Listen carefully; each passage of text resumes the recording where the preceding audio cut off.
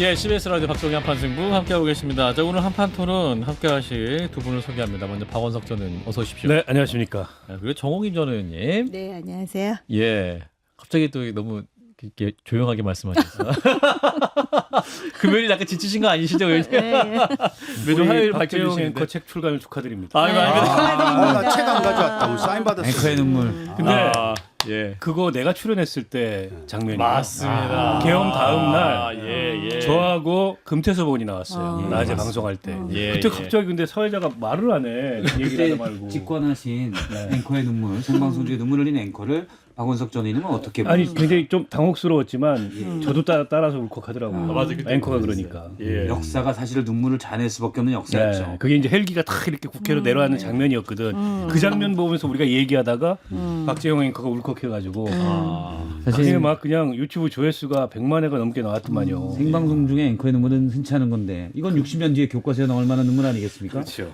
그만해 주시고. 알겠습니다. 네, 책의 이름은 정확히 뉴스의 눈물이 되겠습니다. 예. 우리 박원석 의원님, 예, 오랜만에 오셨습니다. 자, 일단 바로 현안으로 들어가 보겠습니다. 통일교 관련 의혹 굉장히 좀 커지고 있어요. 연일 지금 새로운 이름이 거론되고 있는데 이 과연 의혹의 본질이 무엇이냐? 박 의원님부터 말씀 주실까요? 그러니까 대한민국 헌법이 명시하고 있는 정교 분리의 가치가 우스워지고 있는 거죠.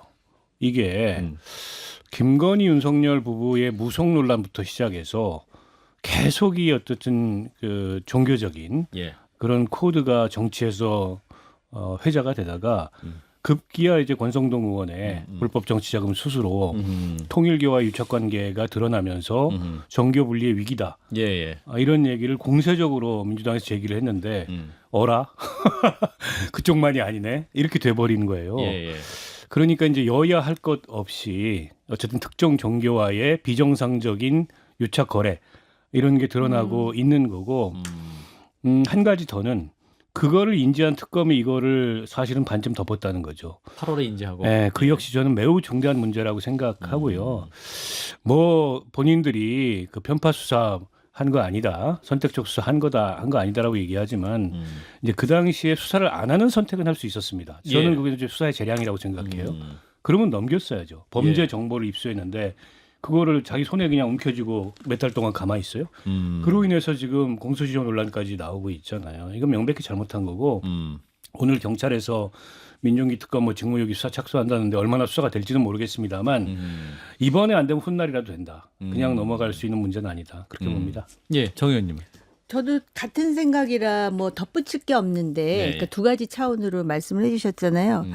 이거를 아주 간단하게 축약을 하자면 첫 번째 차원은 암장과 입틀막. 암장 입틀막. 그러니까는 그 특검 차원에서 이것이 이첩이 되든지 뭔가 조처가 취해졌어야 되는데 이러한 중대한 시국에 민주당에 대한 선택적 암장을 한 거잖아요. 특검이. 예. 그 부분이 있고 두 번째는 게이트와 꼬리. 그러니까 이게 이제 게이트로 갈지에 대해서는 우리가 조금 지켜봐야 될 측면인데 두 꼬리의 운명이 상당히 이 상황을 결정지을 변수가 될 것 같아요. 예. 한 꼬리는 윤영호 예. 통일교의 꼬리 자르기의 예. 대상이죠. 또 한 꼬리는 전재수. 음. 결국은 이제 사의를 표명을 하고 수리가 되고 피의자로 입건이 되고 출금이 된 지금 상황이잖아요. 그래서 여기서 꼬리를 끊어내므로써 여기서 정리가 될지 아니면 큰 문이 열릴지 예. 지금 그런 상황이죠. 뭐. 자, 이재용 의원님. 아까 저도 말씀을 드렸지만 결국에는 그 통일교가 지금까지 해왔던 행동 패턴을 보면은 매우 의혹이 농후하다. 그래서 물론 다시 수사하고 모든 팩트를 체크를 해야 되겠지만 예. 지금 과거 정치 뭐 역사를 보면은 이거는 의심이 갈 수밖에 없는 상황이다라고 저는 보여집니다. 예. 이건 뭐 약간 더 나간 얘기긴 한데 전 뭐 과거엔 잘 모르겠어요. 과거엔 이렇게 확 드러난 경우들이 없었기 때문에. 예. 근데 그냥 추정컨대는 최근에 정교 유착이 더 강화된 건 아닐까? 라는 생각이 듭니다. 예. 그거는 예전에는 몇몇의 명망 있는 신뢰받는 힘 있는 정치 지도자가 많은 걸 결정해서 했는데 지금은 각 조직의 힘이 커지고 근데 예를 들어서 막 각 선거 캠프마다 조직본부가 있거든요. 예. 직능본부나 조직본부가 이렇게 있으면 특히 직능본부 쪽에서는 각 단체들을 섭외하는 역할을 해요. 근데 지도부를 예를 들어서 무슨 단체라고 해서 지도부를 해서 설득했다고 해서 그 단체가 일사불란하게 움직이는 건 아니잖아요. 민노총과 예를 들어서 어떤 대선 캠프가 손을 잡았다고 해서 민노총 조합원들이 일사불란하게 움직이는 건 아니에요. 예, 예.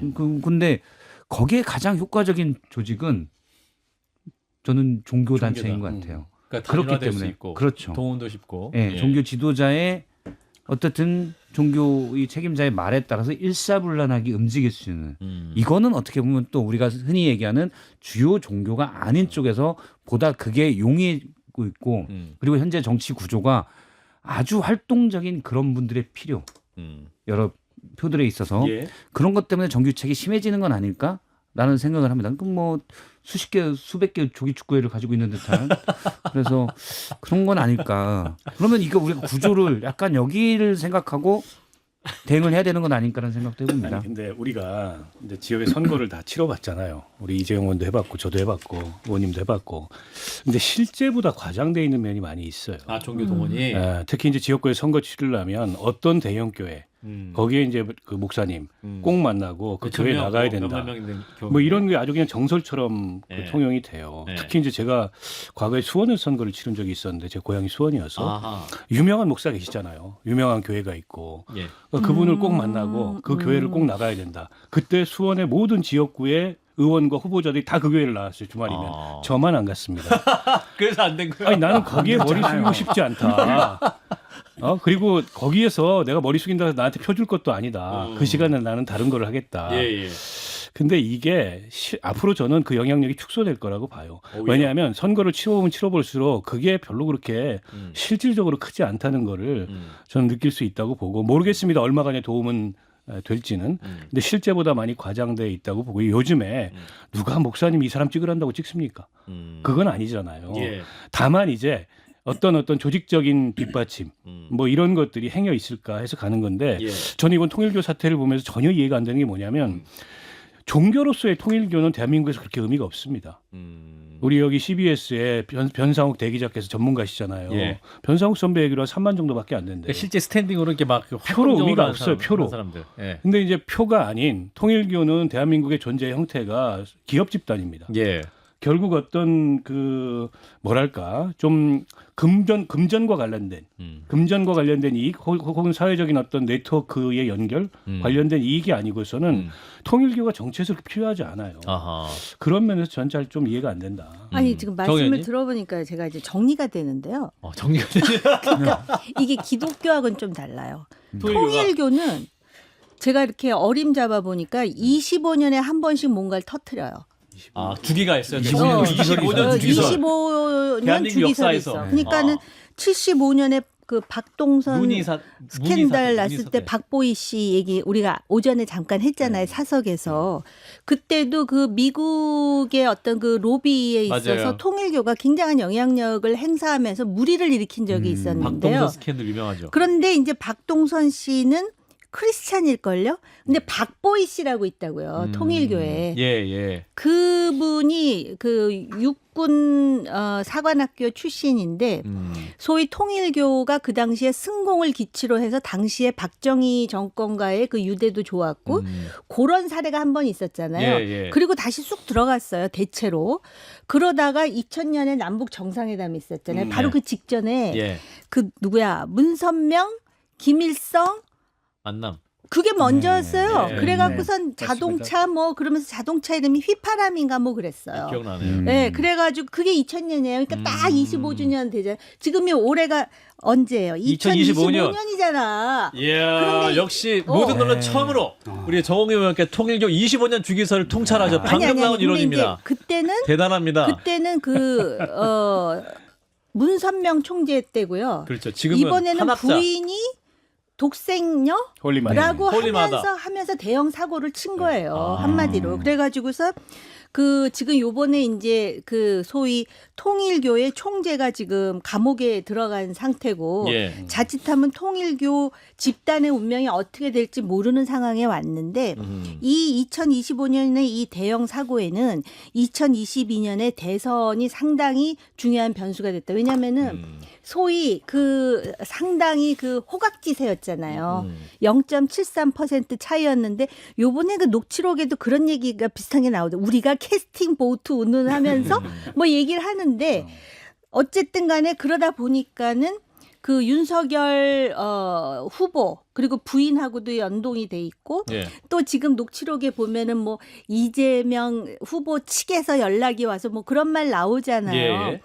그렇게 된 것 같아요. 그런데다가 이 부인이 리더십을 발휘하는데 애초부터 리더십이 없는 사람이 그리고 이 지금 25년마다 그 보면은 다른 종교와 달리 여기에는 반드시 비즈니스까지 같이 연루돼 있다는 걸 우리가 확인할 수가 있거든요. 예. 대충 그러니까 의원님 말씀에 똑같은 얘기인데 예. 정리를 하자니까 그렇다 이런 예. 생각이 든다는 똑같은 거죠. 얘기를 역사적인 시간의 개념을 도입해서 아주 그 명확한 설명해 주셨습니다. 통일교 문제가 3번 정도 일어나면 헨리 혜성이 오는 주기가 그렇죠. 근데 75년 얘기를 듣다 보니까 끔찍하네요. 끔찍하죠. 25년 후에도 똑같은 일이 일어날 수도 아니 있다는 거 아니야?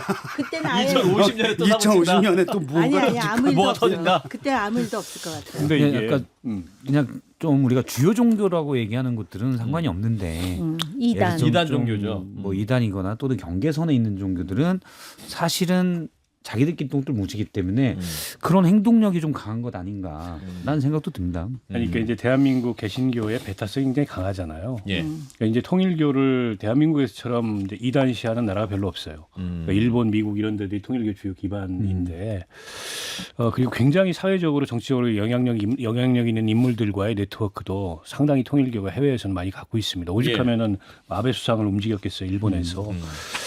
그러니까 이제 본인들이 2018년 이후로 통일교에서 무슨 일이 일어나는지 모르겠지만 어쨌든 위축돼 있던 이런 걸 좀 벗어나서 정상 종교로 우리도 좀 발돋움하자 이런 내부의 어떤 그 흐름이 있었던 것 같아요. 그게 이제 정치권을 향한 강한 로비, 강한 어떤 그 영향력 행사 이런 걸로 나타난 것 같고 2022년에 일본에서 그 아베 총리 암살 이후에 해체되잖아요. 통일교 법인이. 그러니까 일본에 있는 사업적 기반, 종교적 기반, 뭐 여러 가지 기반들을 어디로 옮겨야 돼요. 예. 일본에서 더 이상 합법적으로 존재하기 어렵기 때문에 이제 그런 동기도 특히 2022년 대선에 강하게 작용하지 않았을까. 이건 이제 짐작입니다. 예. 확인된 바는 없는데 근데 의원님도 그 말씀하셨는데 과거에는 통일교가 그렇게 공격적이지 않았습니다. 무슨 통일교가 선교를 그렇게 공격적으로 아니요, 안 하거나 했어요. 예. 그러지 않았거든요. 예. 근데 이게 좀 그리고 정치권에서도 통일교의 무슨 로비 이런 게 그렇게 과거에 극심하거나 격렬하거나 그런 게 드러나지 않았었거든요. 예. 그러니까 이거는 과거에 드러나지 않은 문제도 있겠지만 2018년 이후에 뭔가 내부에서 가속화됐다 이게 그런 느낌이 들어요. 그래서 이제 윤용원 전 본부장이 오늘 이제 권성동 의원 재판에 증인으로 나왔는데 오늘 또 얘기는 특검 조사 과정에서 세간에 회자되는 부분도 제 의도하고 전혀라면서 그렇게 또 진술한 적 없다 또 이분이 이렇게 얘기하거든요. 그러니까 약간 또 이분이 오락가락하거나 혹은 또 약간 태세 전환을 하는 거냐. 네, 오락가락 하는 거죠. 오락가락. 그러니까 지금 정권과 통일교의 그 소위 밀고 당기기. 주도 세력을 향해서 예. 시그널을 보내는 거예요. 아, 내가 한번 툭 치니까 이게 뭐가 움직이네. 그리고 생각보다 구형도 작게 나왔단 말이죠. 4년. 그렇죠. 그래서 지금 양쪽으로 속된 표현으로 딜을 친다 그러나 지금 그러는 것 같다라는 느낌이 보이지 않는 메시지가 오고 그렇죠. 간다. 그러니까 지금 이 사람이 어떤 사람인지 몰라서 제가 이 방송 들어오기 전에 의원님하고 찾아봤어요. 그런데 별로 안 나오더라고요. 잘 자료가 모르겠는데 없어요. 예. 잘 모르겠는데 지금 50대 초반인 것 같아요. 76년생. 네, 그러니까 50살 50이네요. 50. 저 윤석열 나이로 하면 49인가? 만. 그렇죠. 만으로는 만. 그러니까 그런 상황에서 이 사람이 무슨 2인자 소리를 듣고 그 다음에 아마 그 총재라고 하는 한학자 씨로부터 한때는 상당한 신뢰를 받았던 것 같아요. 예. 그러니까 지금 이런 상황에서 자기가 이 이름을 정확하게 이실직고 한다면 통일교는 정말 그대로 망할 수도 있어요. 그렇지 않습니까? 예. 그런데다가 지금 민주당을 한번 툭 건드린 거잖아요. 그랬더니 지금 저 정권이 탄생한 지 6개월도 안 됐는데 벌써 장관이 낙마를 하는 상황을 만든단 말이에요. 예. 그러니까 그게 좀 두렵기도 하지만 이렇게 되면 내가 뭔가 내 공간이 늘어날 수도 있어. 이런 셈법을 지금 가지고 움직이는 게 아닌가. 일관성이 없잖아요. 지금 말하는 게. 예. 8월 달에 진술해놓고 지금 하고. 저 이런 사람 별로예요. 사람이 일관성이 있어야지. 일관성이 있어야 되잖아요. 지금 구속돼 있습니다. 네. 구속돼 있습니다. 아니 네. 그 오늘 한 얘기를 보니까는 네. 맞다는 것도 아니고 그게 틀리다는 아니라는 것도 것도 아니고. 아니고 제 의도하고는 전혀 이게 뭔 소리예요? 모호하게 이게? 얘기를 네. 걸쳐 놓더라고요. 저는 걸쳐 놓는다는 느낌이 드는데 결국 앞으로 내가 이제 아까 의원님 말씀하신 거하고 일맥상통하는데 이렇게 포지션을 취할 수 있고 저렇게 포지션을 취할 수도 있어라고 양쪽을 향해서 네, 통일교 세상에. 교단을 향해서든 아니면 뭐 이제 재판부든 특검이든 어쨌든 이 권력을 향해서든 이제 그런 시그널을 보내는 게 아닌가 싶은데요. 근데 이제 본인이 이미 해놓은 말이 있잖아요. 저거 주워 담기는 어렵고 그게 다 이제 조서의 기록으로 남아 있고 그 기록에 근거해서 지금 수사가 진행되고 있고 예. 그걸 베이스로 이제 확인하려고 경찰이 수사를 할 텐데 이제 와서 이제 그런 얘기 한 적 없어 그러면 굉장히 우스워지는 거잖아요. 예. 그리고 어쨌든 표면적으로는 통일교가 선을 걷습니다. 개인의 일탈이지 교단의 방침이 아니었다. 아하. 그러니까 네가 떠안고 가라라는 건데 모르죠. 또 그들 간의 거래는 말은 그렇게 하지만 예. 뒤로는 또 어떤 뭐가 있을지 여전히 그런 뒷맛을 좀 보고 있는 것 같아요. 그러니까 지금 이제 통일교 문제를 해석하시는 분들이 이제 한학자를 중심으로 한 세력과 또 문선명 씨가 아들이 굉장히 많아요. 네. 부인도 몇 명 있었고 그래서 여러 또 아들. 그 엄마가 다른 아들들 굉장히 많아요. 또 그 아들과의 세력과의 다툼이다. 이렇게 이제 해석을 하는 분들도 있는데 자, 아무튼 통일교는 뭔가 지금 계속해서 정보를 낼까 말까 이러고 있는 것 같고 이제 그래서 민주당은 당초 2차 종합 특검을 추진하려고 했었는데 지금 국민의힘과 개혁신당에서 통일교 특검하자 이러고 있잖아요. 이거 성사될 수 있을까요, 박 시장님? 성사 안 될 것 같아요. 안 돼요? 제가 평론가 입장에서 얘기한다면은 사실은 특검을 하는 게 맞죠. 그러게 일단 민중위 특검의 중립성, 공정성이 의심받고 있잖아요. 예. 그러면 덩달아서 민주당이 특검에 대해서 어떤 정치적인 목적이 크다라고 야당이 주장했던 거에 힘이 실어질 수가 있거든요. 이런 걸 벗어나기 위해서는 사실은 특검을 하는 게 오늘 뭐 정청래 대표가 2차 특검도 얘기했지만 거기에 당연히 이 부분도 들어가는 게 맞죠. 평론가 입장에서 보면 맞는데 제가 만약 민주당이다. 그러면은 부담될 것 같아요. 그래서 안 할 것 같아요. 민주당의 시각으로 봤을 때 안 민주당 받는다. 시각으로 봤을 때는 아하. 오늘 박수현 대변인도 뭐 안 한다. 일단 국수본의 수사를 본다라고 했고 그리고 국수본에 이미 대통령도 엄정 수사를 지시했기 때문에 국수본의 수사를 지켜보자라고 얘기해도 그냥 방어가 될 듯한. 예, 제가 앞서 했던 평론가 입장은 예. 아주 우수한 성적의 답변이라면 이 정도만 해도 우수한 성적의 비제로. 답변으로 될 수 있지 않나라고 민주당이 생각할 것 같아요. 왜냐하면 어디까지 튈지 모르니 그게 불안한 거죠. 저는 여론에 달려 있지 않을까 싶어요. 여론. 예. 물론 이제 지금 박성태 실장이 얘기한 대로 여당 부담스럽죠. 그러니까 2차 특검도 슬그머니 걷어들일 수도 있어요. 이렇게 되면 2차 특검을 하는데 요건 빼고 기존의 3특검에서 그 다 못한 수사만 2차 특검으로 한다. 이건 말이 안 되잖아요. 예, 예. 그러니까 2차 특검 자체도 사실 굉장히 무리했어요. 각각의 특검이 수사 범위가 넓은데 거기서 못다한 수사를 또 이 한 상에 모아가지고 이게 무슨 오둠에도 아니고 광어, 우럭, 뭐 도다리 다 섞어가지고 특검하자는 거 아니에요. 그러니까 이게 사실은 잘 안 될 거거든요. 예, 그런 예. 특검이. 게다가 6개월 했는데 6개월 더하면 1년을 특검하는 거예요. 그러네요. 그러면 사실은 정권 출범하자마자 1년을 5분의 1. 사정을 하는 거나 마찬가지거든요. 그러네요. 네. 그 피로도도 있고 해서 바람직하지 않은데 이것까지 터졌잖아요. 야. 그 내부에서 하지 말자는 얘기가 꽤 나올 거고. 근데 지금 여론이 많이 악화되고 있어요. 그러니까 오늘 갤럽 여론조사 나온 걸 보면 그건 이제 이 사안이 많이 반영이 안 됐습니다. 예. 그럼에도 불구하고 그렇게 수치가 별로 안 좋아요. 하락 수치가 나오고 있고. 네, 수치가 안 좋은데 예. 더 다음 주에 악화될 가능성이 있고 이름들이 막 튀어나오잖아요. 예, 예. 지금 언론들이 단독 보도 경쟁이 붙어가지고 아. 사실이 확인이 되든 말든 그냥 단독 달고 막 나와요 기사들이. 그렇죠. 거기에 이 사람 저 사람 이름들이 막 나오고 있고. 예. 그러니까 이거는 무조건 여당한테 불리해요. 그러니까 야당 이름이 몇 명 들어가도 그 상관없어요. 야당 어차피 버린 몸인데. 아니, 그렇잖아요.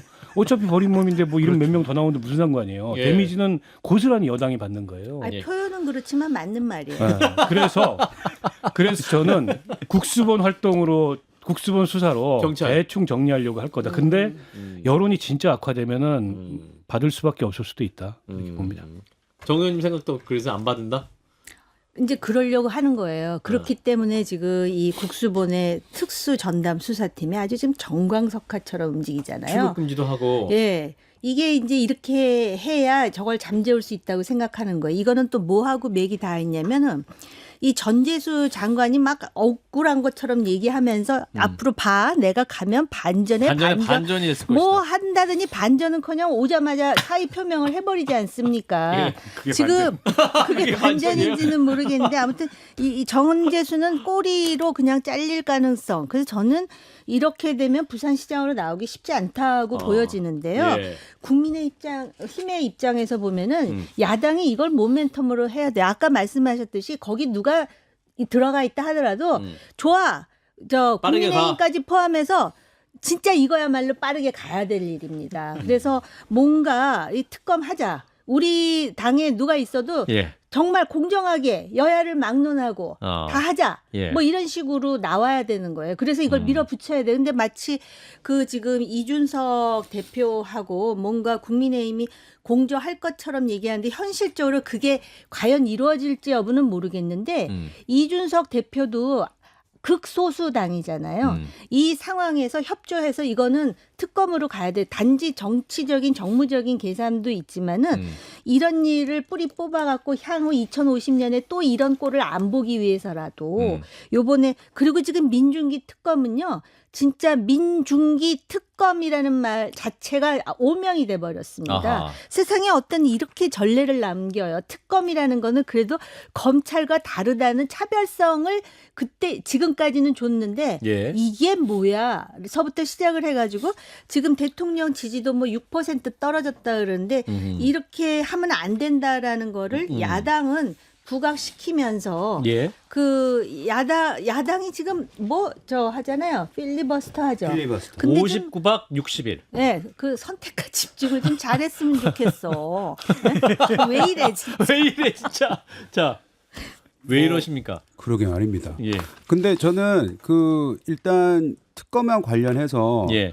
이준석 대표가 우리가 민주당에 대한 특검은 우리가 얘기를 하겠다, 추천을 하겠다. 그리고 조국 혁신당이라든지 이런 데에서 그러니까 국민의힘과 굉장히 불편한 당이잖아요. 그렇죠. 거기에서 특검을 추천하는 것을 뭐 제안 아닌 제안으로 했는데 예.